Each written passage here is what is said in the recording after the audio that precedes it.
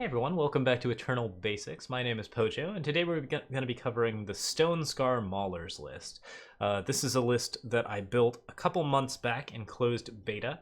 It was a very popular deck in Ranked at the time, and eventually evolved into the Stonescar Burn archetype, I believe. But yeah, it's just like a really fun mid-range deck that I really like, and it's a good way to discuss both Stonescar mid-range and Stonescar Burn. And we finally have the shift stones to build it again, so I figured we'd go ahead and put it together and let people know what we're doing with it. So the basic idea behind this deck is that the opponent's health total is the most important number. We want to make sure that that number is 0. And instead of playing like an aggressive strategy where we play super efficient units and basically just rely on redundancy, we are instead playing a slower strategy where our units are still very aggressive and very efficient, but we have a really nice curve and we get into like a lot of later game stuff that will actually help us out more and more the longer that the game goes on. And in addition, like as long as we get enough damage across, we will always have Flame Blast and Stonescar Maul to push across the final amount of damage and get the kill on our opponent. As things go, the deck is very simple. Champion of Chaos is very good at pushing through. Argenport Instigator makes it so that my opponent can't charitably block without taking a lot of extra damage, and it's also just a nice efficient unit. Statuary Maiden gives us a bunch of 2/2 cudgels. I usually run 3 of these. I'm actually just a little bit short. And the cudgels, of course, can be equipped on Champion of Chaos. It's really quite effective. They're also good on Soulfire Drake or Umbran Reaper because flying units with weapons are pretty scary. Umbran Reaper at the top deals 5 damage to the enemy player and gives you 5 health. This is a really nasty swing. This card is very hard to deal with, and like most of the cards in this particular deck, they're all very hard to deal with. They're very sticky in ways that are pretty difficult for our opponents. Argenport Instigator is resistant to Lightning Storm and Piercing Shot. Champion of Chaos is multicolored and can be either immune to Vanquish or immune to Torch, but not both. Furnace Mage happens to, well, Furnace Mage isn't sticky at all, but it kills enemy attachments, and that's a useful toolkit. I recommend running 2 to 3 of these. Smuggler Stash allows us to get a lot of stuff back, and then Umbran Reaper is just a card that you don't want to kill. Same with Soulfire Drake. None of these cards are fun for our opponent to trade with. They're actually very actively irritating, and there's a lot of things that have to be done to make sure that you have a specific answer to each one of these units. As a result, because these units are both sticky and somewhat evasive, they tend to push for the damage that we need to make sure that we can kick across with Flame Blast. In our removal suite, we have Annihilate and Suffocate, we have 4 torches, and we have the weapons, Stonescar Maul and Charchain Flail. Now, Charchain Flail, if you are on an empty board, is just a bananas card for pushing across damage, because it is a repeatable Flame Blast effect. So if you are clearing the board for Charchain Flail, you can do a lot of good things. But most of the time, what you want to do is use this card to just kick off one of your opponent's units, and then later on you Smuggler Stash it, and it will have all of the damage that you actually added to it with Power Surge, plus whatever you spend on it for your next Power Surge. So if you use a 2/1 Charchain Flail to kill a Crown Watch Paladin, say, then you can Smuggler Stash it back later, and it will still be a 2/1 for it'll be a 3/1 for 1, or if you play 7 mana, it'll be a 9/1. You can just do a ridiculous amount of damage with this card. You got to be careful with these because they do affect your health total, so in a race situation, you have to be pretty careful about how you use them. But overall, they're a really fantastic removal option, and they do a lot of good, so we're definitely going to be running these. Of course, Statuary Maiden allows us to stack up damage. I believe we've covered most of the basics of this deck. So yeah, basically we just play a lot of sticky units, we play a lot of aggressive stuff, and because the stuff is very hard to kill, we tend to push across for that final amount of damage that is really effective. This was one of our tournament ladder lists. It's very popular on the ranked circuit, and yeah, of course we can move it into either Stonescar midrange or Stonescar burn lists pretty easily. So yeah, let's go ahead and look at a couple of games, and we'll talk about it some more. All right, we're up against DJ Denki 987, and we've got Argenport Instigator, Statuary Maiden, and Umbran Reaper, which is a pretty good curve for the 4 power, so I think we're going to go ahead and keep this hand.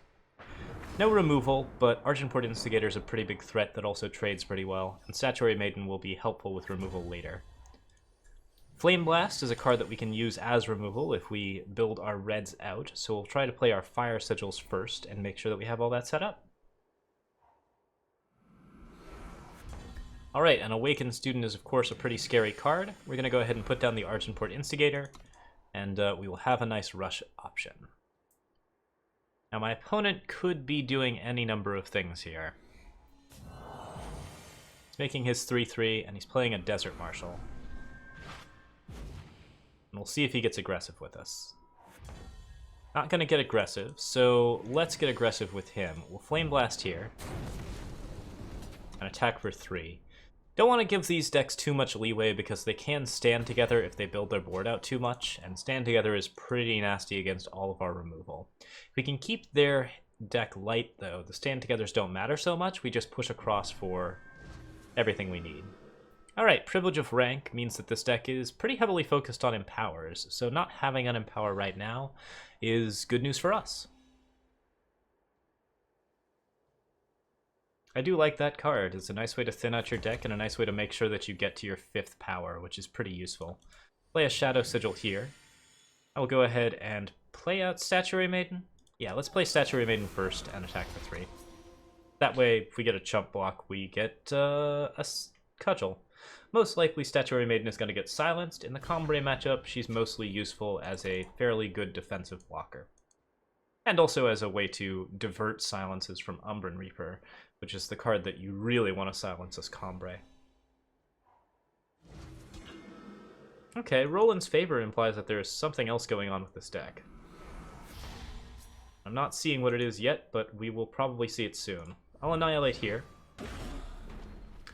Using our removal spells is much more effective, even if they're not very good removals, because we can equip units and make a giant mess. That's another 7 damage, and Umbran Reaper comes down soon. We'll see if we actually get to divert the silence at some point, but it looks like there isn't a silence in my opponent's hand, or else he probably would have used it on Stonescar Maiden. Another Scorpion Wasp happens. We're not too bothered by that. Charchain Flail here is a pretty effective way to get that Scorpion Wasp out of the pile. And since we want to kill it, but we also want to play Umbran Reaper, we're going to play Umbran Reaper first. And Charchain Flail to kill this thing. And we get our Cudgel. Playing tricks like that with Power Surge is a really effective way to set up and make sure that you have the right stuff that you need. We'll attack for 2 here, because of course we want to pressure for damage. We can get more Flame Blasts or Obliterates. I don't think I'm running Obliterates in this particular version of the deck, but it's certainly a strong one. Alright, DJ Denki, running Temple Scribe. That is a Justice Sigil, and that is Xenon Obelisk. Okay, that's not going to help him out against what I'm currently running, so we're pretty happy about that. We'll Torch here. Furnace Mage is mean, and I kind of like it. I think Stone Cudgel is pretty much the actual best way to go about this. So now my opponent has to start looking at actually blocking with his 2/2, which gives me even more Cudgels. And we get 9 damage across, plus without a silence and a removal spell, Umbran Reaper will surely seal his fate. Oh, a very big Copper Conduit. What a lovely card. Go ahead and attack with both of these, and that is the game.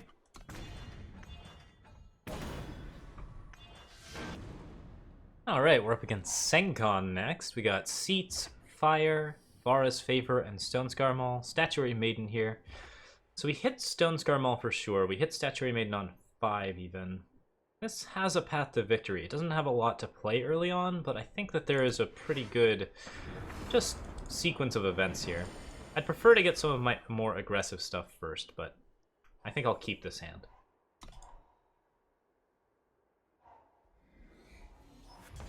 Alright, and we got the Flame Blast now. We have Vara's Favor. We'll hold on to Vara's Favor to pop an Aegis on the Rakano deck. It's pretty likely to be useful against, in particular, the Argenport Crown Watch Paladin. Go ahead and play Crown Watch, or Champion of Chaos here. Get a 4/4 Overwhelm. The only thing that's vulnerable to is Vanquish, so we will see if my opponent has it. And it looks like a no. Now, we definitely take advantage of people who miss steps. I'm not sure if this is an actual Rakano aggro deck or some sort of mid-range or armory-based deck. Either way, it's definitely effective to attack for 4 here. Statuary Maiden we usually want to hold until we see units. So instead we'll Vara's Favor here to make sure that we get a power. And we'll also seek power for another power. Just thin the deck out, make sure that we draw into more threats. And I'll end my turn. Next turn we play a Shadow Sigil, and we have a 5/5 Deadly Overwhelm to rush across with. This ends up being Auric Runehammer. Things could be a little tricky. Oh, a top-decked Vanquish. Alright, lucky him. Well, he's got an empty board, so Charchain Flail is certainly something we want to commit. Could always buy a torch, but that's going to be okay if it happens, since we have Stonescar Maul, and we want to know what happens if we buy a torch. No torch in his deck. Rise to the challenge. So this is an armory-based deck. It's just kind of struggling at the moment. It's going to spend this turn rising to the challenge, which means we get to do another 5 damage, plus Flame Blast if we choose. If I play down Statuary Maiden, I get to defend the Charchain Flail from Auric Runehammer. So I think I will do that, because that protects my lethal. There are other options he could be rising for. We'll see what they are. Justice there. Oh, and another Flame Blast. What a lovely setup. Attack for 5 here. No response whatsoever. I'm going to play Statuary Maiden to defend the lethal. Flame Blast to push for lethal is really nice, but remember that he's going to be playing weapons. So if he plays a big enough weapon, then the Flame Blasts aren't quite going to cut it. So this is probably the more appropriate setup. Oh, he did end up with the die show. Alright, fair enough. So we lose that battle, but we have Stonescar Maul here. More repeatable carnage. Put him at 6. And Flame Blast here finishes the job. Or maybe it doesn't quite.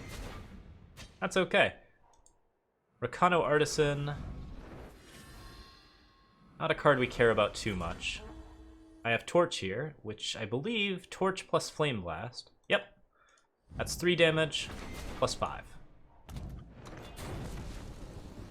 Oh, and you can see how this deck really informed the Obliterate Heavy Burn archetype that we'll be covering in the variant section.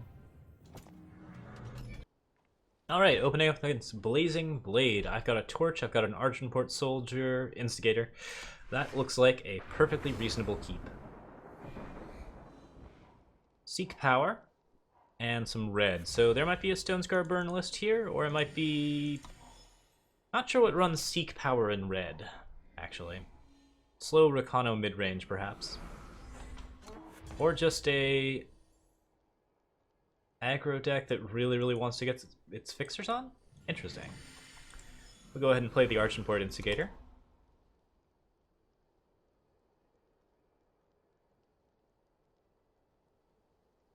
Instigator's a good blocker for the 2/2. Really stalls out his board and allows me to torch some of his other stuff.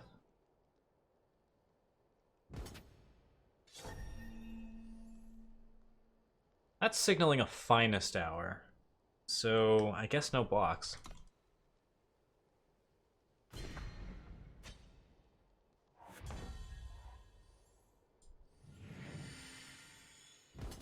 Instead, we'll just pressure him for damage.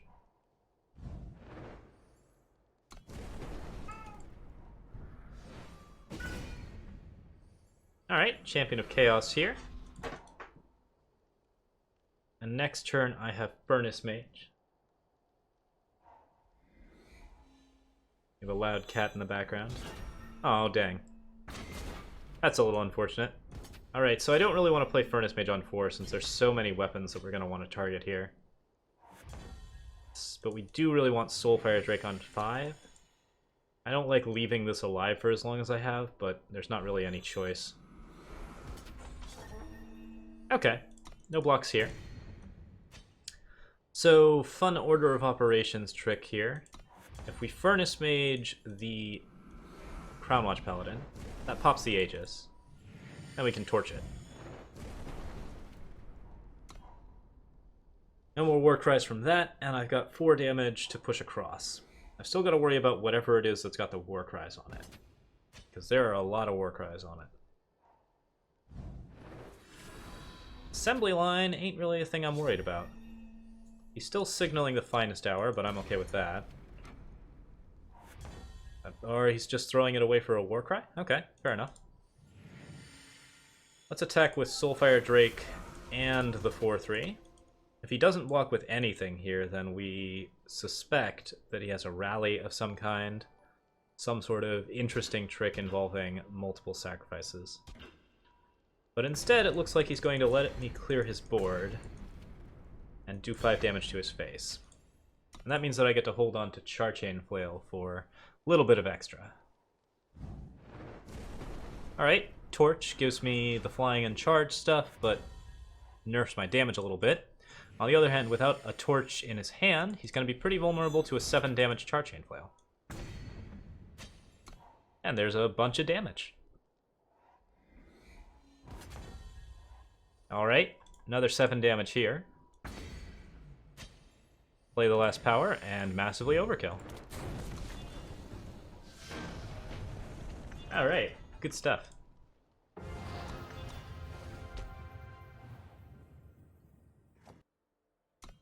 That does it for this one. Here is a mid-range version of the list using Infernal Tyrant and Impending Doom. This one is a little bit closer to the Stonescar mid-range archetype, where we run basically a lot of really efficient creatures and basically try to focus on like just the big beaters as opposed to the weapon-based strategy. But we still run Flame Blast at the top because Flame Blast is pretty good for that kind of situation. You can run up to 4 Infernal Tyrants. They're rare now, so this deck is much cheaper than it used to be. And yeah, it's a pretty efficient deck. I actually recommend running 4 Umbran Reapers. Once again, we're just a little bit short. But yeah, in any case, we also have a Stonescar Burn, the straight Stonescar Burn list. And if you're not familiar with this list, this is the one that tends to dominate. We roll a lot of Obliterates here. We roll Impending Dooms instead of Furnace Mages. 2 of Furnace Mage makes a really good include in this deck. And yeah, overall, it's got basically the same general archetype. We use Flame Blast to push across. We use Torches. This one runs Pyro Knights so that it's even faster, but it has a little bit less of an effective late game, depending on how good the Pyro Knights end up being. But overall, like a really fun list that happens to be very good at burning down your opponents and just absolutely destroyed the ladder for the first month of open beta. This deck is very strong. I highly recommend it. Yeah, all 3 of these lists are pretty good. They should run very reliably and competitively on ladders, and you're welcome to play out as much as you like with any one of them. That is it for me. Thank you guys so much for watching, and I will be back with more videos soon. Have a good one. Feel free to like or subscribe if you like, and thanks again. Bye.